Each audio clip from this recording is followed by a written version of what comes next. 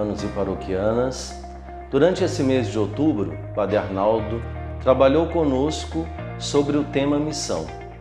E nós resolvemos terminar hoje, dia 29 de outubro, esse mês missionário, com a nossa formação de um jeito diferente.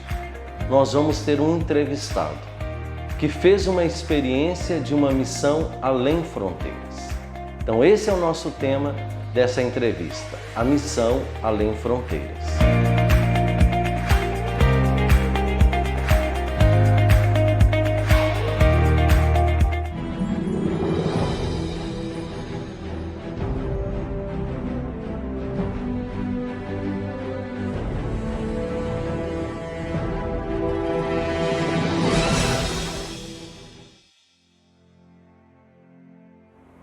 Conosco está o Padre Mateus Bus, mas eu vou deixar que ele se apresente, quem é ele, onde nasceu. Ótimo. Nasci em Santa Catarina, Rio Fortuna, no dia 29 de outubro de 1950. Trabalhei na missão Extra 35 anos, precisamente na República Democrática do Congo. Trabalhei em diferentes localidades, em Babonde, perto do Sudão. Depois fui para a região do Equador. A serviço do Congo, trabalhei 6 anos na República dos Camarões. Voltando dos Camarões, trabalhei em Kisangani e, ultimamente, quando deixei o Congo, trabalhei na região dos Grandes Lagos, limite da Uganda, Ruanda. Muito bem, Padre Mateus. E agora, ele também é um padre deoniano e está atualmente ajudando na paróquia Sagrado Coração de Jesus do Meier. Nesses anos que o senhor passou na África, o que mais o enriqueceu como sacerdote? Ou como pessoa humana também? Foi uma experiência significativa. Esse contato com uma outra cultura te enriquece. Aspectos positivos que marcam é a qualidade de uma cultura africana pura, genuína, sem estresse, marcada pela alegria de viver, uma religiosidade comovente. O africano fala com Deus num face a face. Essa experiência também da gratuidade, da partilha do povo africano, profundamente marcante. Ele te recebe como se fosse uma divindade, né? Além desses aspectos, a nível pessoal, foi enriquecedor como membro de uma equipe brasileira. Trabalhamos constituindo uma infraestrutura de uma província, a província que até então não existia enquanto autóctones. Formamos, construindo seminários, formamos os jovens, e hoje está ali a serviço da Igreja Universal, uma equipe de SCJs brilhantes, prometendo futuro. Padre Mateus, o senhor colocou alguns pontos que o enriqueceu, né? E as dificuldades?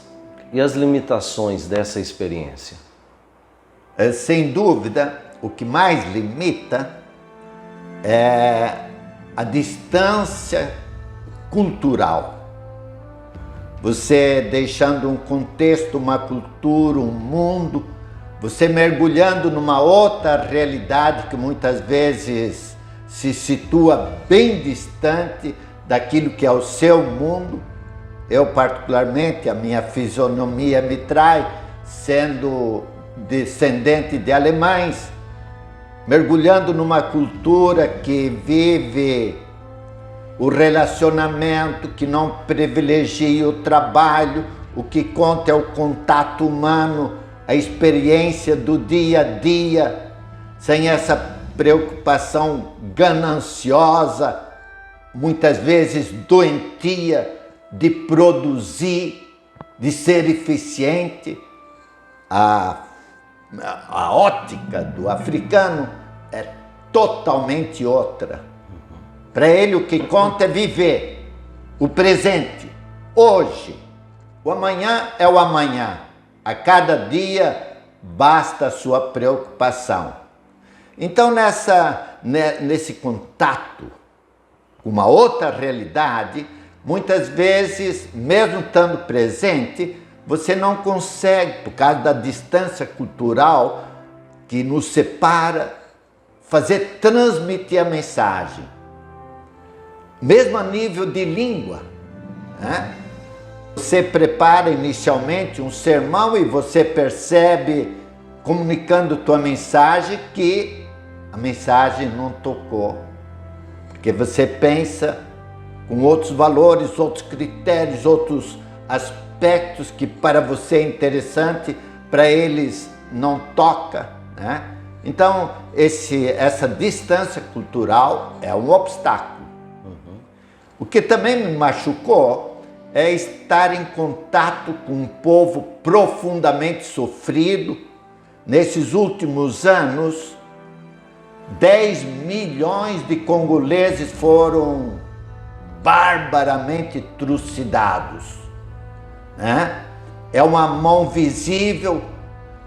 Nós conhecemos que são guerras tribais, mas quando se analisa profundamente a história, você percebe que tem uma mão invisível, muitas vezes ligada a ONGs ocidentais que exploram, que se enriquecem, que são telecomandados por elementos nativos, mas a mão invisível se situa num outro nível. Então essa pobreza, esse sofrimento pelo qual o povo faz face, isso machuca. Mas de outro lado, mesmo sofrendo, o africano, ele é profundamente alegre, otimista. Para ele, sofrendo ou não sofrendo, o importante é viver. É isso que caracteriza o homem africano. Padre Mateus, escutando o senhor falar sobre essa característica do povo africano, eu pensava, nós não estamos precisando disso aqui no nosso mundo ocidental, de alegria, gratuidade, o viver o hoje? Seguramente. Tem nossa cultura que privilegia o prazer, a alegria externa, baseada num poder, numa ganância, no usufruir das coisas. Existe dentro dessa estrutura cultural uma semente de morte. E ela não existe ainda presente na cultura africana. Por que não existe? Praticamente toda a população economicamente se situa a um mesmo nível, tudo é motivo de festa, basta a lua nova aparecer para que congregue numa cantiga sem parada de uma noite toda, de várias noites. O povo celebra a vida, celebra a alegria de viver. Essa experiência nós já perdemos. Bonito isso que o senhor disse, porque não é uma alegria externa, ela é uma alegria interna, né? Faz parte da identidade dele. Entendo. E que seria tão evangélico, né? O que Jesus nos ensinou para pregar justamente esse aspecto da alegria, do amor, que o africano ainda conserva. Não é verdade? Muito justo. Então, eu queria saber com o senhor também, por que é importante fazer uma missão além fronteiras? De repente tem tanta atividade no próprio país, na própria região. foi uma proposição avançada pelo próprio Cristo, no dia em que ele envia 72 discípulos, preparando os diferentes vilarejos por onde ele mesmo passaria. Jesus, compreendendo a mensagem da Boa Nova pensada para o mundo todo, ele ratifica essa perspectiva no momento da despedida, dizendo: ide a todos os povos, anunciai. O Evangelho não é uma boa nova reservada para um povo determinado. Ela implica ser anunciado para a totalidade da humanidade. É a missão da igreja. No dia que a mensagem for evangelizada a todos, vai acontecer o novo céu, a nova terra, vai acontecer a segunda vinda de Jesus Cristo. E Padre Mateus, como é que batizados e batizadas, né? O povo daqui da nossa paróquia da Penha, da paróquia do Meier, ele pode contribuir com uma missão além fronteiras? Eu acredito que precisamos ser educados para essa experiência missionária. Eu trabalhei muito tempo com os italianos, eu coloco a experiência dos italianos. Eles se preparam, os leigos, durante um ano todo, e durante as férias, um grupo, 10, 15, 20 italianos, acompanhados de médicos, um sacerdote, pedreiros, eletricistas, eles vêm equipados para reestruturar uma missão, por exemplo, né? Onde, além da perspectiva religiosa, que também é colocada em evidência, existe a preocupação de promoção humana. O povo italiano, como um todo, ele é um povo profundamente solidário com o trabalho missionário da igreja. Muito mais do que um povo alemão que faz excelentes obras, por exemplo, por uma Miserior, por uma outra Caritas, né? Existem essas organizações onde todo alemão católico participa, dando o seu imposto para que a obra evangelizadora se concretize. Precisamos no Brasil essa consciência, né? A nível de igreja, recebemos tanto. Somos convidados a partilhar aquilo que nos foi dado gratuitamente. O Evangelho diz: recebesse gratuitamente, dê gratuitamente. Então o senhor acredita que mesmo leigos e leigas poderiam participar de uma missão além fronteiras? É uma imposição, muito mais do que uma proposição, colocada a partir do momento do batismo, onde você quase que congenitamente se torna sacerdote, profeta e rei. É algo connatural nosso, né? Ai de mim se eu não evangelizar. Essa evangelização também não implica somente ad extra, né? Bem perto da gente existem periferias que implicam, de nossa parte, uma percepção. Então, interessante isso, porque eu também posso estar com a minha missão paroquial, da minha região. Eu posso também, às vezes hoje, o limite da idade, o limite de uma doença, o limite físico, eu também posso ser um intercessor da missão, não é? De alguma maneira eu tenho de estar ligado à missão e comprometido com a missão. É lógico, Santa Teresinha, patrona universal da missão, nunca foi para a missão. Sendo idoso, jovem, é nossa missão, é a nossa igreja. Somos um todo. mais do que nunca se coloca a consciência de que somos um. Existe hoje, bem inserido na consciência humana, essa dimensão, essa percepção de que somos um. Esse ano, a campanha missionária, ela trouxe como lema a vida é missão. Como é que o senhor interpretaria esse tema na sua experiência? A vida é missão. Excelente pergunta, porque a vida, o que nós compreendemos a vida? É algo que vem do interior, do coração, qualidade, plenitude. Essa vida é missão a partir do momento, por exemplo, que um profeta Isaías, descobrindo a sua missão, ele ouve a voz: quem enviarei eu? Isaías, percebendo agraciado, tentando colocar uma resposta face àquilo que recebeu, ele coloca disponibilidade total, dizendo: eis-me aqui, enviai-me.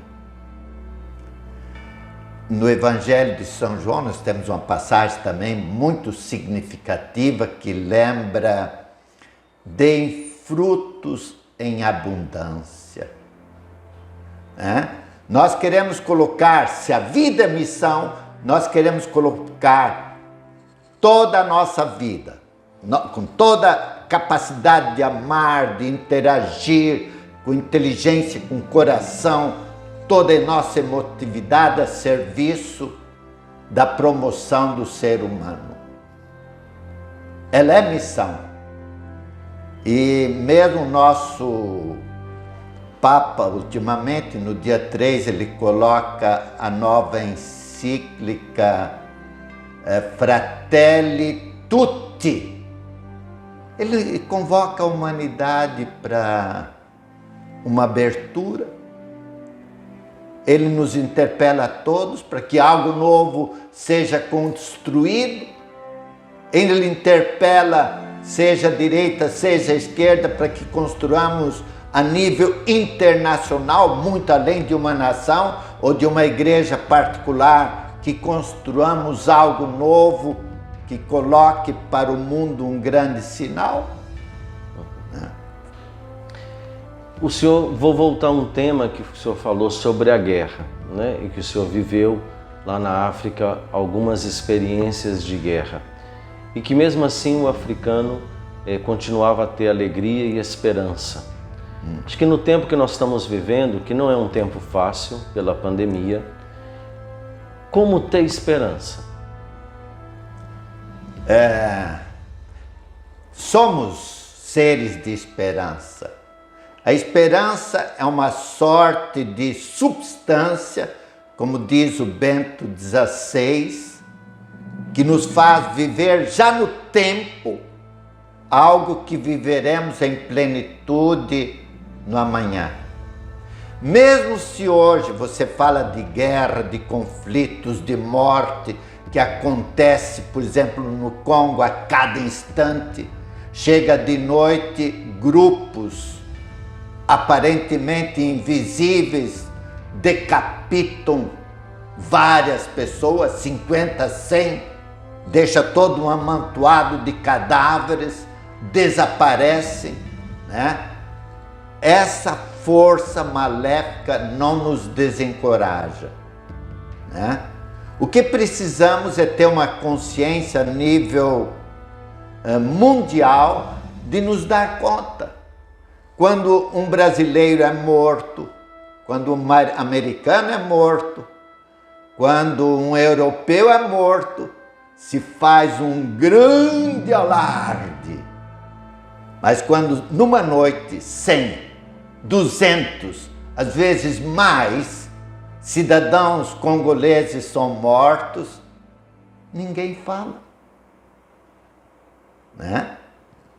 Tem algo a ser recolocado e repensado, e essa encíclica do Papa Francisco ultimamente nos interpela precisamente a isso, uma percepção de que algo isoladamente acontecendo em diferentes contextos da humanidade, algo tem que ser reajustado nesse todo. Terminando nossa conversa, nosso bate-papo sobre missão, eu queria que o senhor, quem sabe, lembrasse um fato, um acontecimento nesses 35 anos que para o senhor é inesquecível, que para o senhor vai estar sempre na sua memória essa experiência forte de vida, de alegria, de esperança, algo que para o senhor nunca esquece. O acolhimento africano é tão tocante que quem a experimenta é marcado por de bom. Primeira vez que, enquanto sacerdote, ele é sempre considerado como uma divindade. O próprio nome diz, Nganga Nzambe, o médico de Deus, Você visitando uma capela, um vilarejo, você é recebido como uma dimensão quase que extraterrena. Fui visitar uma família, certa ocasião, a mulher tinha um cabrito. Porque me chamou para benzer a casa, eu abençoei, ela me dá o único cabrito que ela tem.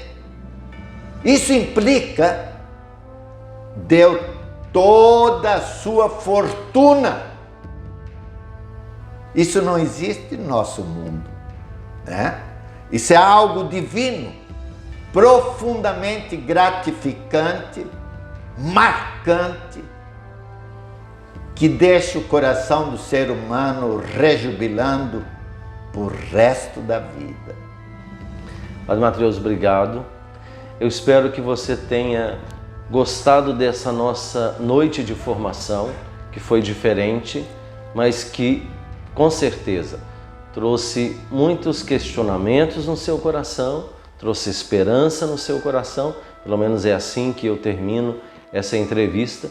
E a última palavra não é minha, a última palavra é do Padre Matheus, para que ele dê uma mensagem aos nossos paroquianos da Bom Jesus da Penha. Amigos da Bom Jesus da Penha, somos irmãos, comprometidos com a mesma causa, trazemos estampado em nossos peitos a cruz deoniana, nos compreendemos todos missionários, nessa nossa missão somos solidários, e onde o coração de Jesus se coloca, se recoloca um mundo novo, recriado, como Jesus mesmo diz, pela boca de São Paulo, em justiça e em verdade. Que esse mês missionário, estimados amigos da Bom Jesus da Penha, reavive em nossos corações o sentimento recebido no batismo, o de sermos missionários. Obrigado pela atenção e um grande abraço caloroso, amigo.